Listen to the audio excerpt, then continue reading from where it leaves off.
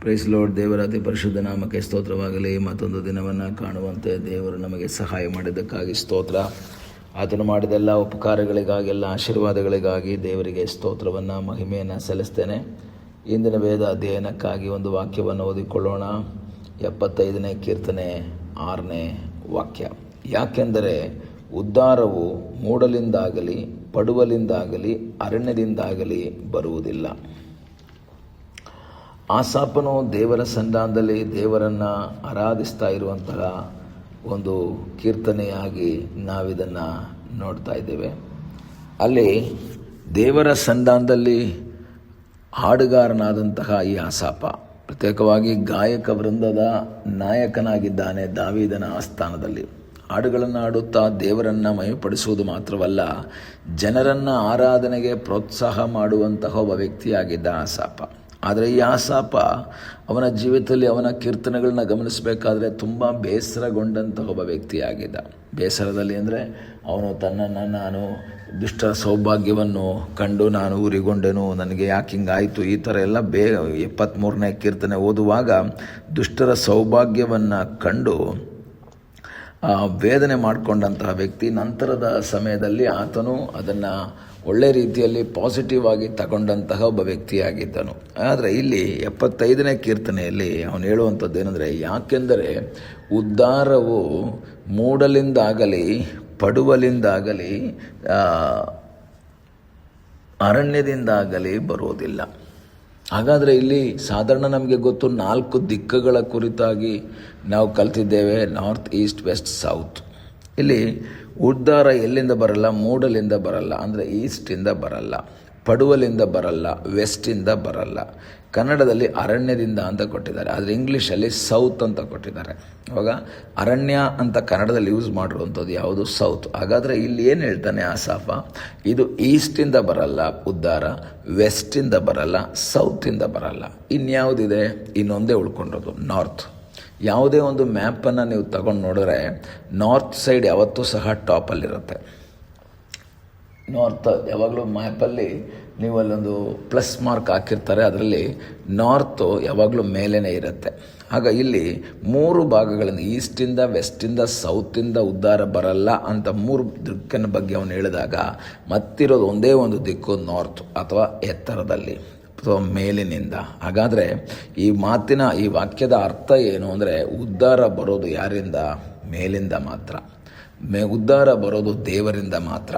ಎಷ್ಟೋ ಸಂದರ್ಭದಲ್ಲಿ ಮನುಷ್ಯರು ಇತರ ವ್ಯಕ್ತಿಗಳನ್ನು ನಂಬುತ್ತಾರೆ. ಇವ್ರು ನನ್ನನ್ನು ಉದ್ಧಾರ ಮಾಡ್ತಾರೆ, ಇವ್ರು ನನಗೆ ಸಹಾಯ ಮಾಡ್ತಾರೆ, ಇವ್ರು ನನ್ನ ಜೊತೆ ಇರ್ತಾರೆ, ಇವ್ರು ನನ್ನ ಕೈ ಹಿಡಿತಾರೆ, ಇವ್ರು ನನಗೆ ಸಹಾಯಕರಾಗ್ತಾರೆ ಎಂಬುದಾಗೆಲ್ಲ ನಂಬಿ ಮುಂದೆ ಸಾಗುವಂತಹ ಅನೇಕ ವ್ಯಕ್ತಿಗಳನ್ನು ನಾವು ನೋಡ್ತೀವಿ. ಆದರೆ ಅವರು ತಮ್ಮನ್ನು ಕೈ ಬಿಟ್ಟಾಗ, ಅವರು ತಮ್ಮನ್ನು ದೂರ ಮಾಡಿದಾಗ, ಅವರು ತಮ್ಮನ್ನು ತಿರಸ್ಕರಿಸಿದಾಗ ಬಹಳ ನಿರಾಶೆಯನ್ನು ಸಹ ಅವರು ಅನುಭವಿಸೋದನ್ನು ನಾವು ನೋಡ್ಬೋದು. ಈ ಬೆಳಗ್ಗೆ ವಾಕ್ಯವನ್ನು ಕೇಳುವಂತಹ ದೇವರ ಮಕ್ಕಳೇ, ನಿಮ್ಮ ಜೀವಿತದಲ್ಲಿ ನಮ್ಮನ್ನು ಉದ್ಧಾರ ಮಾಡುವಂಥದ್ದು ಮನುಷ್ಯ ಅಲ್ಲ. ಕೆಲವರು ಏನು ತಿಳ್ಕೊಳ್ತಾರೆ, ಅವರ ಒಂದು ಸನ್ನಿವೇಶಗಳು ನೋಡ್ತಾರೆ. ಮನೆ ಬಾಗಿಲು ಈಸ್ಟಿಗಿದ್ದರೆ ಅದು ಒಳ್ಳೆ ಉದ್ಧಾರ ಆಗುತ್ತೆ, ಒಳ್ಳೆ ಆಶೀರ್ವಾದ ಆಗುತ್ತೆ, ಬ್ಲೆಸ್ಸಿಂಗ್ ಇರುತ್ತೆ, ಬಾಗಿಲು ಹಿಂಗಿರಬೇಕು, ಹಾಗಿರಬೇಕು, ಕಾಲ ನೋಡಬೇಕು, ಏನೇನೋ ಯೋಚನೆ ಮಾಡುವಂತಹ ವ್ಯಕ್ತಿಗಳು ನೋಡ್ಬೋದು. ಆದರೆ ದೇವರ ವಾಕ್ಯ ಹೇಳ್ತದೆ ಉದ್ಧಾರ ಬರೋದು. ಇಂಗ್ಲೀಷಲ್ಲಿ ನಾವು ನೋಡ್ತೇವೆ ಪ್ರಮೋಷನ್ ಅಂತ ಒಂದು ಪದವನ್ನು ಯೂಸ್ ಮಾಡಿದ್ದಾರೆ. ಅಲ್ಲಿ ಪ್ರಮೋಷನ್ ಅಥವಾ ನನ್ನನ್ನು ನೆಕ್ಸ್ಟ್ ಸ್ಟೆಪ್ಪಿಗೆ ತಗೊಂಡೋಗೋದು ಯಾರು ಗೊತ್ತಾ? ಮನುಷ್ಯ ಅಲ್ಲ, ದೇವರು ಎಂಬುದನ್ನು ಮರಿಬಾರದು. 22ನೇ ಕೀರ್ತನೆ 4ನೇ ವಾಕ್ಯದಲ್ಲಿ ನಾವು ನೋಡ್ತೇವೆ, ನಮ್ಮ ಪೂರ್ವಿಕರು ನಿನ್ನಲ್ಲಿ ಭರವಸೆ ಬಿಟ್ಟರು, ನಿನ್ನನ್ನು ನಂಬಿ ಉದ್ಧಾರವಾದರು. ಯಾರು ಹೇಳ್ತಾನೆ?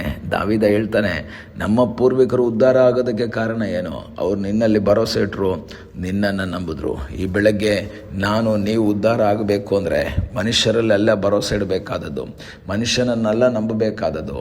ನಾವು ದೇವರಲ್ಲಿ ಭರವಸೆ ಇಡಬೇಕು, ದೇವರನ್ನು ನಂಬಬೇಕು, ಆತನ ಮುಖವನ್ನು ನೋಡಬೇಕು.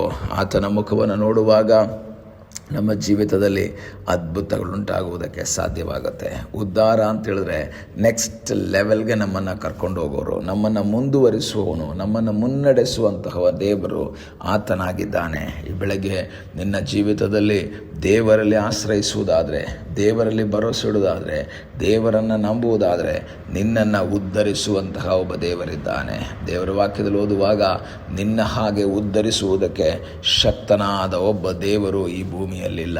ಹೌದು ಪ್ರಿಯ ದೇವರ ಮಕ್ಕಳೇ, ನಿನ್ನನ್ನು ಉದ್ಧರಿಸಿ ನಿನ್ನನ್ನು ಮೇಲಕ್ಕೆ ತಂದು ನಿನ್ನನ್ನು ಉನ್ನತಕ್ಕೆ ತಂದು ನಡೆಸುವುದಕ್ಕೆ ಶಕ್ತನಾದ ಒಬ್ಬ ದೇವರಿದ್ದಾನೆ. ಆದ್ದರಿಂದ ಮನುಷ್ಯರಲ್ಲಿ ಭರವಸೆ ಇಡದೆ, ಮನುಷ್ಯರ ಮುಖವನ್ನು ನೋಡದೆ ದೇವರ ಮುಖವನ್ನು ನೋಡುತ್ತಾ ದೇವರ ಚಿತ್ತಕ್ಕೆ ವಿಧೇಯರಾಗುವುದಾದರೆ ನಿನ್ನನ್ನು ಉನ್ನತವಾದ ಮಟ್ಟಕ್ಕೆ ನಡೆಸುವಂತಹ ಒಬ್ಬ ದೇವರಿದ್ದಾನೆ. ಯಾಕೆ ಗೊತ್ತಾ? ಉದ್ಧಾರ ಭೂಮಿಯಿಂದಲ್ಲ, ಮನುಷ್ಯರಿಂದಲ್ಲ, ಅಥವಾ ಮೂಡಲಿಂದಲ್ಲ, ಯಾವುದೇ ದಿಕ್ಕಿನಿಂದಲ್ಲ, ನಿನ್ನ ಕುಟುಂಬದಿಂದಲ್ಲ, ನಿನ್ನ ತಂದೆ ತಾಯಿಯಿಂದಲ್ಲ ಬರೋದು. ನಿನ್ನನ್ನು ಸೃಷ್ಟಿಸಿದ, ನಿನಗೆ ಸಹಾಯ ಮಾಡಿದ ಸರ್ವಶಕ್ತನಾದ ದೇವರಿಂದ ನಿನಗೆ ಉದ್ಧಾರ ಬರುತ್ತೆ ಎಂಬುದಾಗಿ ವಾಕ್ಯ ಹೇಳುತ್ತೆ. ಹೌದು, ಇಸ್ರಾಯೇಲ್ ಮಕ್ಕಳು, ಎಲ್ಲ ಭಕ್ತರುಗಳು ದೇವರಲ್ಲಿ ನಂಬಿದರು, ಅವರು ಉದ್ಧಾರವಾದರು. ಕಳೆದ ದಿವಸಗಳಲ್ಲಿ ನಾವು ಆತನ ನಂಬಿದ್ವಿ, ನಮ್ಮನ್ನು ಈ ಮಟ್ಟಕ್ಕೆ ತಂದಿದ್ದಾನೆ, ಮುಂದೆಯೂ ನಡೆಸ್ತಾನೆ. ಪ್ರಾರ್ಥಿಸೋಣ. ನಮ್ಮನ್ನು ಬಹಳವಾಗಿ ಪ್ರೀತಿ ಮಾಡುವ ಪರಲೋಕದ ತಂದೆಯಾದ ದೇವರೇ, ಈ ಸಮಯಕ್ಕಾಗಿ ಸ್ತೋತ್ರ. ಈ ಸಮಯದಲ್ಲಿ ಮತ್ತೊಂದು ಆವರ್ತಿ ನಿನ್ನ ಸಂಧಾನಕ್ಕೆ ನಾವು ಬಂದಿದ್ದೇವೆ. ತಲೆಬಾಗಿರುವಂತಹ ಎಲ್ಲ ನಿನ್ನ ಮಕ್ಕಳಿಗಾಗಿ ಸ್ತೋತ್ರ. ಪ್ರತಿಯೊಬ್ಬೊಬ್ಬರನ್ನ ಕರ್ತನೆ ನೀನು ಆಶೀರ್ವಿಸು, ನಿನ್ನ ಕೃಪೆಯಲ್ಲಿ ಮರೆ ಮಾಡು ಎಂಬುದಾಗಿ ನಾವು ಪ್ರಾರ್ಥಿಸ್ತೇವೆ. ನಾವು ನಿನ್ನನ್ನು ನಂಬಿ ಮುಂದೆ ಸಾಗುವಂತೆ ಸಹಾಯ ಮಾಡು. ಪ್ರಾರ್ಥನೆಯನ್ನು ಕೇಳೋದಕ್ಕಾಗಿ ಸ್ತೋತ್ರ. ಯೇಸುವಿನ ನಾಮದಲ್ಲಿ ತಂದೆಯೇ, ಆಮೇನ್. God bless you.